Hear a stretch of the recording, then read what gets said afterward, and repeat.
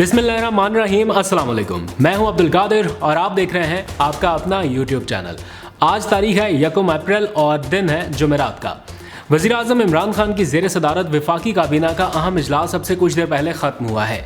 ये इजलास मामूल से हटकर काफ़ी तवील रहा क्योंकि कुछ एक दो कैबिनेट मीटिंग्स वज़ीर आज़म इमरान खान के बीमार होने के बायस मनसूख कर दी गई, तो पिछले काफ़ी एजेंडा आइटम्स उसमें शामिल किए गए आज के इजलास में, तो काफ़ी ज़्यादा तवील रहा ये इजलास। इसमें बहुत सारे दूसरे मामलात को डिस्कस किया गया, लेकिन 3-4 चीज़ें इसमें बहुत अहम थी जिनके ऊपर हम बात करेंगे। आज फैसले भी हुए, वो सारे आपके सामने आ चुके हैं, टेलीविज़न पर आपने सुन लिया होगा क्योंकि मैं उनको रिपोर्ट कर चुका हूँ। लेकिन थोड़ा सा बैकग्राउंड भी आपको बताना है।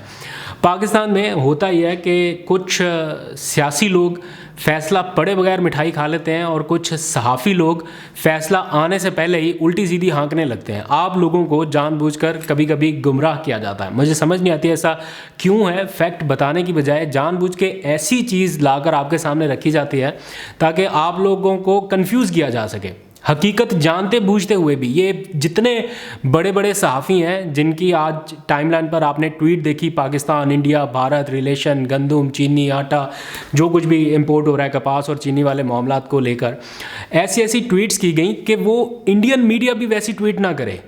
इंडियन मीडिया भी पाकिस्तान को लेकर उस तरह का मनफी प्रोपेगेंडा नहीं कर रहा जिस तरह कुछ बहुत ही सीनियर लोग कर रहे हैं।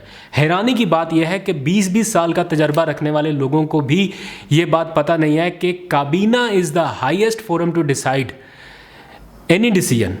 कोई भी फैसला वो हुकूमत का उस वक्त तक नहीं हो सकता जब तक काबीना उसे मंजूर ना कर ले। ये बात इन लोगों को या तो पता नहीं है या फिर जानबूझकर आप लोगों को गुमराह करते हैं। और कभी कभार कोई 11-12 सफ़ों का अखबार होगा, उसके किसी कॉर्नर पे एक छोटी सी खबर होगी जो पता नहीं कौन से नुमाइंदे ने छापी होगी, जिसका मुल्की मंजरनामे से कोई लेना देना नहीं है। वो खबर ला के भी दिखाते हैं कि देखें जी ये रही हुकूमत की नाकामी। आप इनके ट्विटर टाइमलाइंस देख लें, आप इनका सोशल मीडिया देख लें, कहीं पे कोई पॉजिटिव चीज़ जो पाकिस्तान का इमेज बिल्ड कर सकती है वो आपको दिखेगी नहीं। कहीं डॉलर कम हो रहा है, किसी ने मजाल है ट्वीट करके कहा हो कि पाकिस्तान में इतने अरसे बाद डॉलर कम हुआ है। अभी 2 रुपये महंगा हो तो ये ट्वीट करेंगे ये गया 180 पे, गया 185 पे। मायूसी फैलाने में तो सबसे आगे तेज़।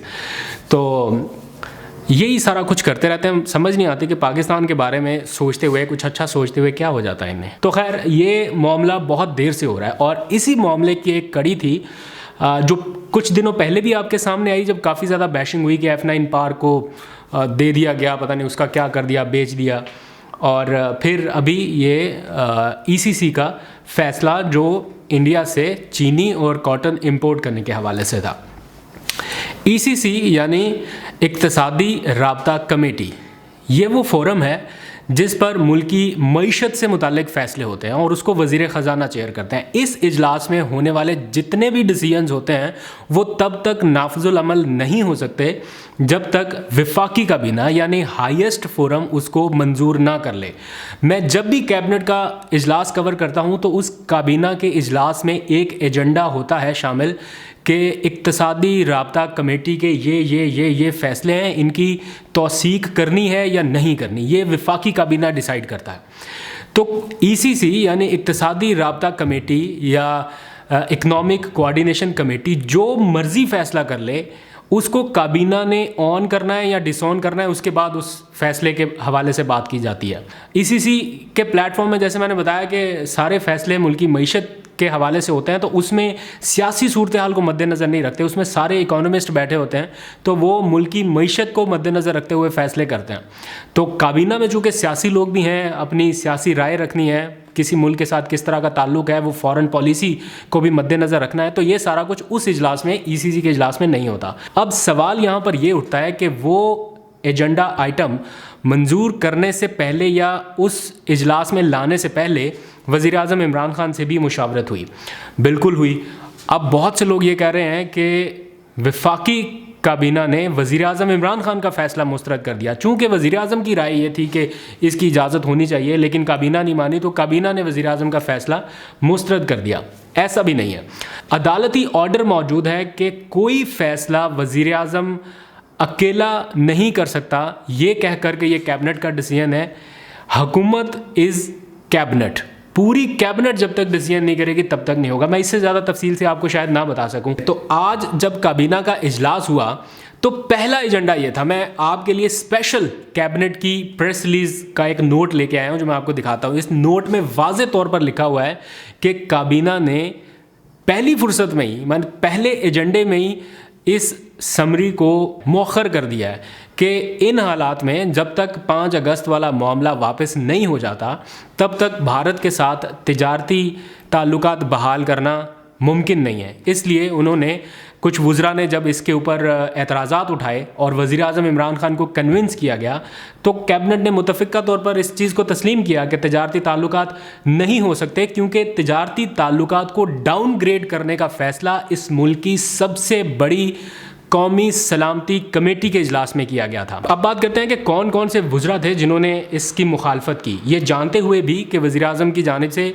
ही गो हेड दिया गया है इस मामले को आगे बढ़ाने के लिए। लेकिन हमेशा की तरह असद उमर, फवाद चौधरी, शीरी मज़ारी और शेख रशीद, इन्होंने इस फ़ैसले की मुखालफत की और काबीना को बावर कराया कि इन हालात में यह फ़ैसला पाकिस्तान के मुफाद में नहीं है। फिर शाह महमूद कुरैशी ने बतौर वज़ीर ख़ारजा, उनसे हमारी मुख्तसर बात हुई काबीना के इजलास के बाद, तो उनसे जब पूछा गया कि क्या वजह थी इन मामलात को मौखर करने की, तो उन्होंने बताया कि ऐसा तासुर दिया जा रहा है कि पाकिस्तान और भारत के दरमियान ताल्लुकात नॉर्मल हो रहे हैं, लेकिन ऐसा नहीं है। उन्होंने क्या क्या वो ज़रा आप सुनिए। जो ECC ने फैसला किया था शुगर इंपोर्ट का और कॉटन इंपोर्ट का इंडिया के साथ, उस फैसले को कैबिनेट ने मौखर कर दिया है। उस पर कैबिनेट में तबादला ख्याल हुआ, फॉरेन ऑफिस का पॉइंट ऑफ व्यू मैंने पेश किया और उस फैसले को मौखर कर दिया गया, नंबर 1। नंबर 2, ये तासुर देना कि कोई हिंदुस्तान के साथ नॉर्मलाइजेशन हो रही है। 5 अगस्त 2019 के इक़दामात हैं, अगर हिंदुस्तान उनको रिविज़िट नहीं करता तो नॉर्मलाइजेशन क्या होगी और क्यों होगी। तो वज़ीर ख़ारजा शाह महमूद कुरैशी की स्टेटमेंट आपने सुनी। मेरा ख्याल है इससे ज़्यादा बेहतर स्टेटमेंट या क्लियर डायरेक्शन गवर्नमेंट की तरफ से नहीं आ सकती। इसी काबीना इजलास के दौरान ब्रॉडशीट तहकीकाती रिपोर्ट के हवाले से भी बात हुई और आज वज़ीर आज़म की ज़ेर सदारत इस इजलास में ना सिर्फ ये फैसला किया गया कि इस रिपोर्ट को पब्लिक कर दिया जाए, बल्कि ये भी फैसला हुआ कि अवाम तक इस रिपोर्ट के तमाम मंदरजात पहुँचाए जाएँ। अवाम को बताया जाए कि $1.5 मिलियन की जो गैर कानूनी पेमेंट की गई पाकिस्तानी कौमी ख़जाने से, वो किन लोगों ने की और इसके मुजरिमान कौन है। तो आज के इस इजलास में $1.5 मिलियन की गलत अदायगियाँ करने वाले लोगों के ख़िलाफ़ भी क्रिमिनल प्रोसीडिंग का आगाज़ किया जा रहा है और जो आलमी केसेस में पाकिस्तान के वकील रहे हैं अहमर बिलाल सूफ़ी, उन समेत 5 अफराद के ख़िलाफ़ ये क्रिमिनल प्रोसीडिंग का आगाज़ किया जा रहा है। मतलब उनसे प्रॉपर अब तहकीकात होंगी। ये ब्रॉडशीट का मामला बहुत ज़्यादा ब्रॉड होता दिखाई दे रहा है, क्योंकि इसमें अब आसिफ जरदारी भी फंस रहे हैं और उनके स्विस अकाउंट्स का रिकॉर्ड भी मिल चुका है। जो तहकीकाती कमीशन के सरबराह थे जस्टिस अजमत सईद शेख, उन्होंने ये कारनामा सर अंजाम दिया। एक तरह से ये कह सकते हैं कि उन्होंने स्विस अकाउंट का रिकॉर्ड, ओरिजिनल रिकॉर्ड भी रिकवर कर लिया है। तो आसिफ जरदारी के ख़िलाफ़ भी नए केसेस खुल सकते हैं। वफाकी काबीना में इस बारे में भी जिक्र हुआ है और फवाद चौधरी साहब ने भी इसकी तस्दीक की है कि इस बारे में वफाकी काबीना गौर कर रही है और जैसे जैसे तहकीकात आगे बढ़ते जाएंगी और इसकी कड़ियाँ अगर उन केसेस से भी मिलेंगी तो उनके ऊपर भी क्रिमिनल प्रोसीडिंग का आगाज़ किया जा सकता है। इसके साथ साथ जो नैब के साबिक चेयरमैन थे कमरुज़्ज़मान, उनके ख़िलाफ़ भी कार्रवाई का आगाज़ हो सकता है, क्योंकि अभी तयन किया जा रहा है कि 2011 से लेकर 2017 तक नैब का तारीक तरीन दौर रहा है और इस सारे दौर में मुजरिमाना गफलत के मुर्तकब होने वाले वो लोग, चाहे उनका ताल्लुक नैब से ही क्यों ना हो, उनके ख़िलाफ़ भी कार्रवाई होगी। और चूँकि उनका ताल्लुक नैब से है तो कार्रवाई अब नैब तो कर नहीं सकता, इसलिए नैब के जो साबिक लोग हैं उनके ख़िलाफ़ कार्रवाई FIA या दीगर एजेंसीज़ हैं उनके हवाले की जाएगी, वो ये कार्रवाइयाँ करेंगे। शुगर माफिया और सट्टा माफिया का जिक्र आपने बहुत सुना इन दिनों में। वज़ीर आज़म इमरान खान ने आज के इजलास में मुकम्मल ब्रीफिंग ली है इस सारे मामले पर। जहांगीर तरीन के ऊपर FIR 2 दर्ज हो चुकी हैं, उनके बेटे के ऊपर दर्ज हो चुकी है। तो आज के इस इजलास में इस सारे मामले से वज़ीर आज़म इमरान खान को ब्रीफ किया गया है और शहजाद अकबर ने वीडियो लिंक के ज़रिए उनको तमाम हक़ाइक़ से आगाह किया और वज़ीर आज़म ने कहा है कि इस हवाले से भी जितने हक़ाइक़ کابینہ کے سامنے آ رہے ہیں ان کو بھی عوام کے سامنے رکھا جائے. جہانگیر ترین صاحب کا نام اب آ رہا ہے کہ شاید ان کی کسی سٹیج پر جا کر گرفتاری کی جائے. میری جہانگیر ترین صاحب سے کل بات ہوئی جب ان کے خلاف FIR درج ہوئی.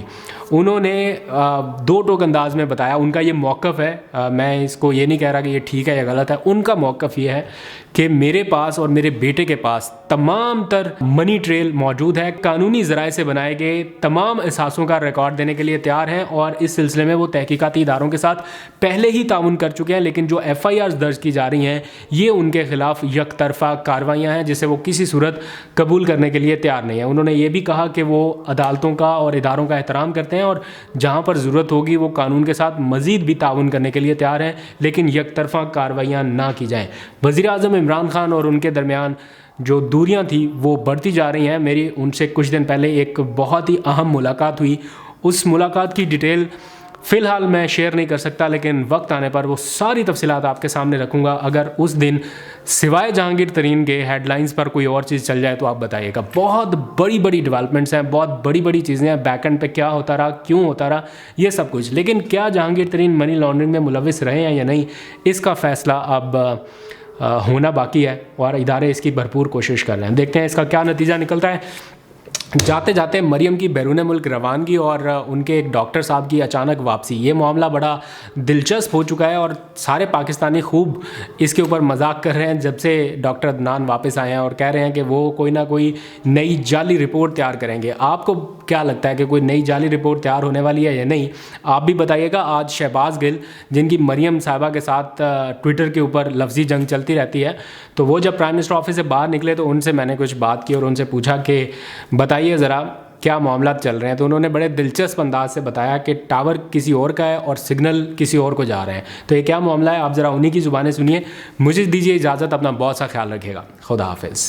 آپ نے کئی دفعہ دیکھا ہوگا کہ اگر آپ 4G زیادہ یوز کریں نا, فون گرم ہو جاتا ہے, کئی دفعہ آپ کو بند کرنا پڑتا. انہوں نے اتنا استعمال کیا فون کہ وہ فون گرم ہو گیا اور انہیں پھر بند کرنا پڑا, کیونکہ اگر آپ فون کے ساتھ ایسیسریز لگا لیں تو پھر بھی وہ گرم ہو جاتا ہے فون. تو جو مولانا صاحب کی شکل میں ایک فون کے ساتھ ایسیسری اٹیچ تھی, اس کی وجہ سے بھی فون زیادہ گرم ہو گیا. پھر انہیں بیماری کا بہانہ بنا کے 4 دن کے لیے ہائبرنیشن میں جانا پڑا, کیونکہ لاہور سے ہی کوئی اور ٹاور جو ہے وہ زیادہ سگنل اٹھانا شروع ہو گیا تھا. لاہور میں ہی ایک اسی کمپنی کا اور ٹاور تھا جو زیادہ سگنل اٹھا رہا تھا, اس میں آواز بھی صاف تھی, ڈیٹا کی سپیڈ بھی صاف تھی, اور وہ جو سگنل جو ٹاور تھا لاہور میں وہ ابھی کہیں سے باہر آیا ہے ٹاور جو ہے, اور وہ دوبارہ سے ایریکٹ ہوا ہے, اور اس کے سگنل, آواز, ڈیٹا جو ہے وہ مریم صفدر صاحبہ کا جو ٹاور تھا اس سے بہت زیادہ فاسٹ اور کرسپ ہے.